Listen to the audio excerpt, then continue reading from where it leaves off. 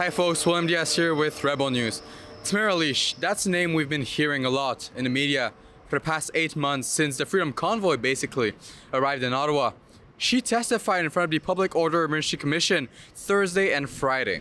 Tamara Lich, a Métis grandmother from Alberta, currently living in Medicine Hat, a citizen of Canada, a peaceful protester, a leader of the convoy to Ottawa, protests that demonstrated in the nation's capital for nearly 4 weeks last winter against COVID-19 mandates.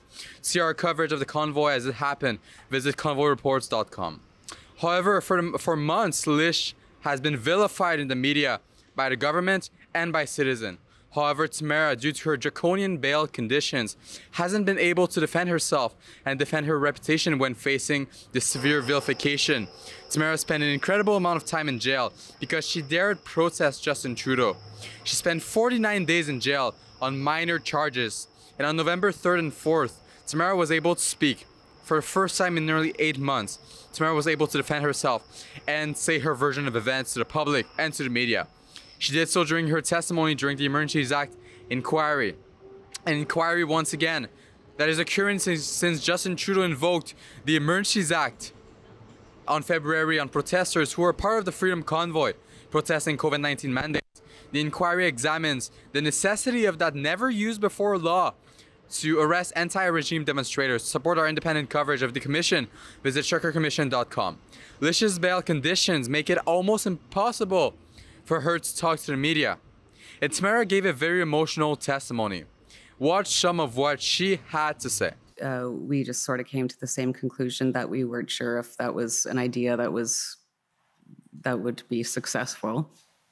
I just felt like I needed to exercise my democratic rights. I have tried over the years emailing MPs and just never got a response. How had COVID-19 restrictions or mandates affected you personally?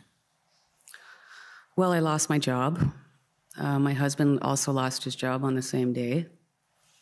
My parents run a pilot truck business, and a lot of their business was involved crossing the border, which they were no longer allowed to do. Because I was seeing families torn apart. The suicides in my hometown were so numerous that they stopped reporting them. Tamara Lich testified for close to a full day in total, beginning her testimony on the afternoon of November 3rd and ending it on November 4th at around 11 a.m. Lich was first examined by the commission and gave an incredibly emotional statement when recalling how she felt after being arrested and how it has affected her life. Watch what Lich has to say. How has the arrest affected your life?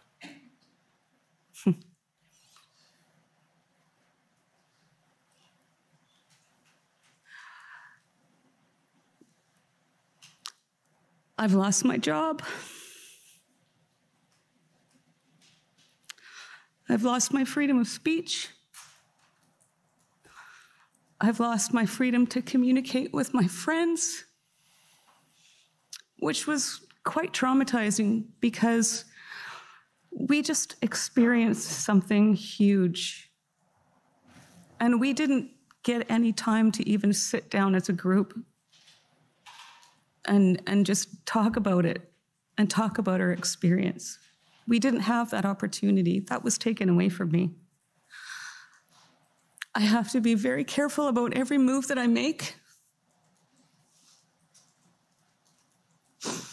As you know, I was arrested on an alleged breach charge for attending a dinner in Toronto.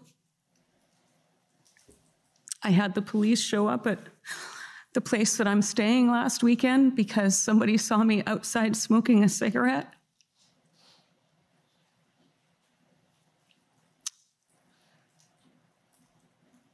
I have a daughter that I don't want her to be seen with me.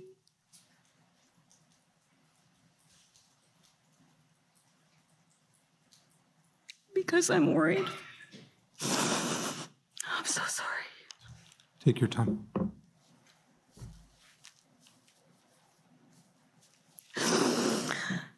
I have yet to see the particulars of the mischief that I am alleged to have committed.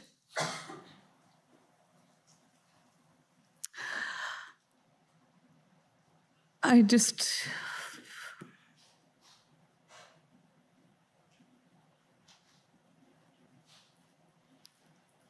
It's definitely affected my life. It's something that I've never been arrested before. Tamara also touched briefly on what her views of Pat King, a figure of the convoy commonly considered the most controversial one. When was the first time you communicated with Mr. King? The first time I ever remember communicating with him was after we had started this convoy. So in the context of the Ottawa convoy? Yes, sir. Did you come to form an impression of Mr. King's views in following him during United We Roll? I thought he was loud, very boisterous.